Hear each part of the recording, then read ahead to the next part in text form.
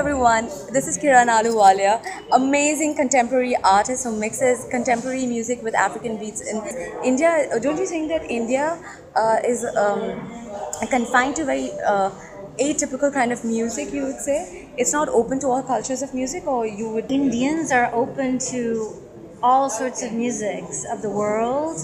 I think that finances make it really hard to bring in music from other cultures.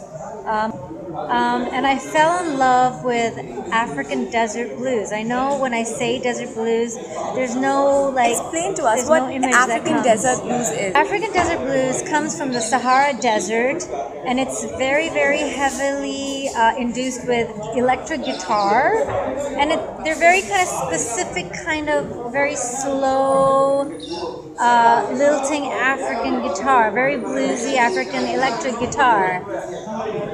And when I heard this kind of electric trancey music from the Sahara Desert, I was already doing my Indian music, but I wanted to own this desert blues, and I started composing in a way that I could include that in my music. And so I have a video online. It's to a song called Haya.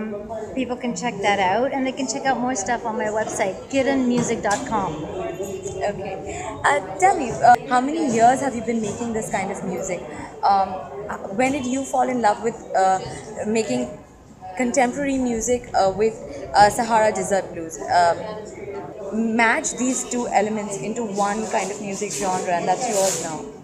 Contemporary with Sahara Desert Blues. That differentiates you from other musicians, I'm sure. How many years ago did this happen? I've been studying music since the age of 5. And then I continued when I was in Canada part-time, and then after I finished my university degree in Canada, I came back to India, and I lived in India for many years, studying music in Bombay and in Hyderabad. And then I released my first record in 2002, and now Sannata Stillness is my 6th record. Does the mood help in exploring music and then understanding the author's point of view from there? Yeah, sure. I mean, my lyrics are in Hindi and Urdu and Punjabi, and I do perform for a lot of non-Indians. And I think there are things that you can't capture in words. There are emotions that you can't release in words that get released with a certain phrase, a certain pattern of notes, with a certain rhythmic either intensity or mellowness or groove.